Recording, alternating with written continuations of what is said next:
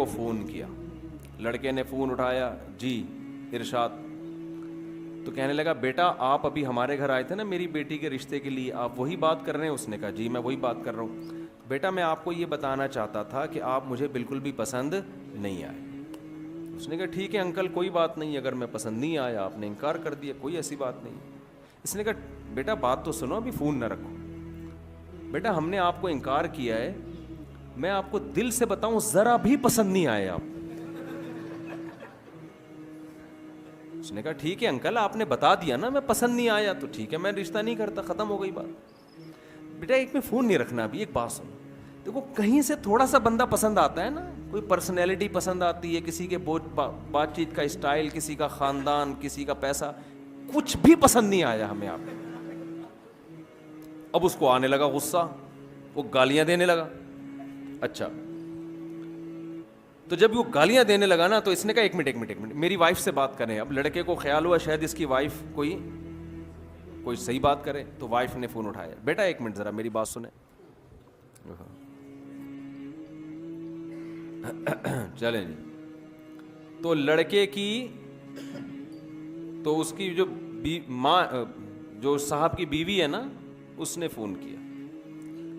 جی aunty کیا کہنا چاہتی ہیں؟ دیکھو بیٹا مسئلہ یہ ہے کہ آپ مجھے بھی بالکل پسند نہیں آئے. اس نے کہا آنٹی یہ بات انہوں نے بتا تو دی تھی. کہہ رہے نہیں, میں نے کہا شاید آپ سمجھ رہے ہو کہ مجھے آپ پسند آئے ہو, تو میں نے کہا میں کلیئر کر دوں کہ مجھے بھی آپ بالکل بھی پسند نہیں آئے.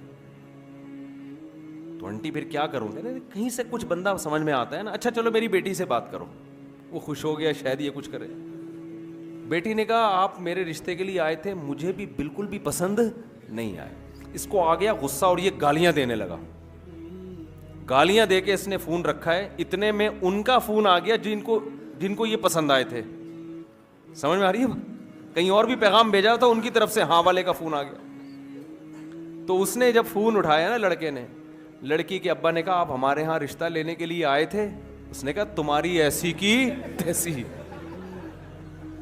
گالیاں دینے لگا نا. وہ حیران کہ یار یہ بول کیا رہا ہے. کہنا بیٹا بات تو سنو. کہہ رہے نہیں سنتا میں تمہاری بات. گالیاں دینے لگا. کہہ رہے بیٹا ایک بات سن لو. کیا بات ہے؟ کہہ رہے بیٹا ہمیں آپ بہت پسند آئے تھے, لیکن آپ کا جو لب و لہجہ ہے نا اس کے بعد ہمیں آپ بالکل بھی پسند نہیں. اب آپ ہمیں بالکل بھی پسند نہیں. تو شعیب علیہ الصلاۃ والسلام کی نماز ان کی قوم کو بالکل بھی پسند. شعیب علیہ السلام کی نماز پسند تھی, روزہ پسند تھا. شعیب علیہ السلام کی نصیحت ان قوم کو بالکل بھی پسند نہیں تھی کہ آپ یہ کیوں کہتے ہو کہ کاروبار ایسے کرو ایسے نہ کرو. ہمارے حضرت مفتی رشید احمد صاحب رحمہ اللہ تعالی جو تھے, وہ بھابھی کو پردے پہ بڑا زور دیتے تھے کہ بھابھی دیور سے پردہ کرے. ہے نا اسلام میں سالی بہنوئی سے پردہ. جب شادی ہوتی ہے آپ کی کسی خاندان میں تو وہ لڑکی تو آپ کی محرم بن جاتی ہے, اس کے علاوہ اس کا کوئی, اس کے والد بھی آپ کے سسر اور اس کی ماں بھی آپ کی ساس, اس کے علاوہ میرے بھائی کوئی محرم والا رشتہ آپ کا اس کے ساتھ قائم نہیں ہو. گھروں میں پردہ ختم ہو گیا. آپ سے کوئی پیسے بڑھانے کی بات کرے آپ کان لگا کے سنو گے کیا کہہ رہے ہیں.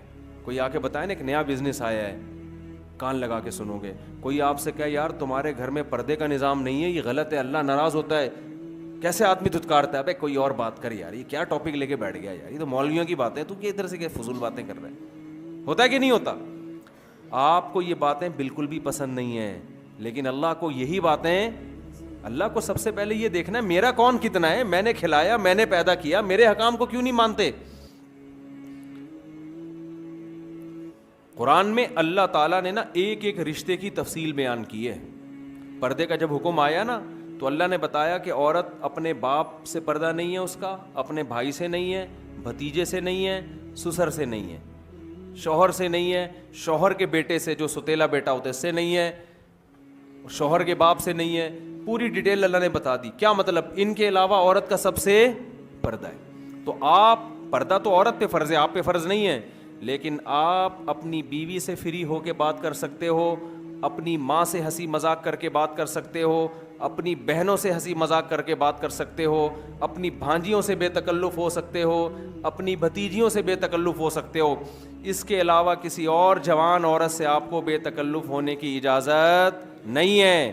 اگر آپ بے تکلف ہوگے لوگ آپ کو براڈ مائنڈڈ کہیں گے, بڑا کشادہ ظرف کا آدمی ہے. اللہ کی نظر میں آپ کی حیثیت 2% کی نہیں رہے گی.